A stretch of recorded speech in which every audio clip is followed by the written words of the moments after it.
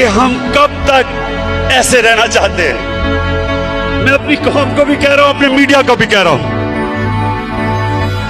कि हम कितनी देर इस तरह गुजारा करेंगे।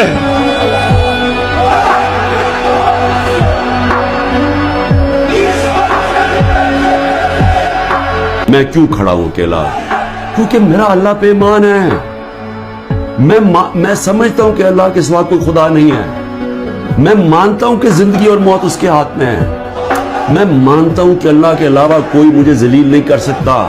मेरे अमाल मुझे जलील करेंगे और अल्लाह की इजाजत से।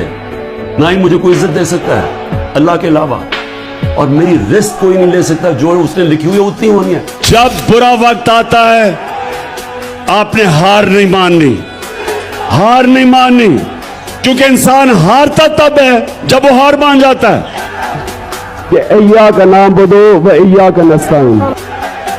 जब रात ज्यादा अंधेरी हो जाती है ना, तो इसका मतलब सुबह होने वाली है।